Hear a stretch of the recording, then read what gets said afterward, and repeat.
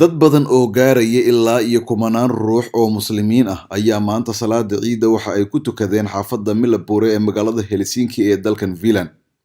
Salaada ciida kadib, dadka oo wejigooda laga dheehanayo farxadda maalinta ciida ayaa waxa ay isugu hambalyeynayeen maalintan qaaliga ah ee Ciidul Adha. Dadka maanta ka qayb galay salaada ciida ee lagu tukaday Millabure waxaa ka mid ahaa howlwadeennada warbaahinta qaranka Soomaaliya ee ku sugan dalkan Finland. waxa ayna kaamirada iyo codbaahiyaha la dhaxmareen qaar ka mid ah dadka halkaasi salaada ku tukaday. bismillah alxamdulillah wasalaatu wasalaamu calaa rasuulillah wa bacd. jumca mubaarak, ciid wanaagsan. muslimiinta meel walba adduunka ka joogaan, khaasatan magaalada Helsinki oo waddanka Finland. waxaan idin leeyahay farxad ku ciida.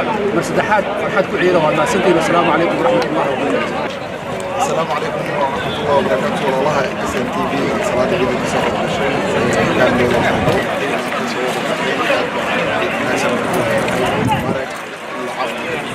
السلام عليكم ورحمة الله وبركاته. أنا يا عبد العلي من هلسنكي. سيدا وجدا نورك وين كذا نحس ماذا كمناكم أو مسلمين أجناب في الصومالي. هذا يوم فرحنا هنا بعيد من هلسنكي. أو أحمد كيلو سوا بعيد. وحيف حديثة هنا لقاته مسلمين في نور هلسنكي. عيد مبارك. السلام عليكم. سيدار وسلام يا دكتور الصوماليات. ملاحظة شعب كمال الجولان. فرحتكم عيدة. عيد عرفة.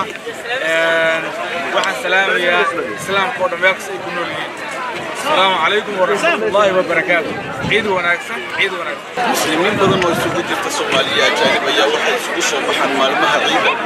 halkan iyo meelo kale oo ku taala magaalada Helsinki ee dalka Finland waxa suurtagal ah in ay jiraan dad badan oo ku nool gobolada dalka Finland oo ku soo safra in ka badan 30 kiiloomitir si ay uga qayb qaataan farxadda ay isugu imaanayaan muslimiinta. Sharmaaki Abu Karamin, warbaahinta qaranka Soomaaliya, Helsinki, Finland.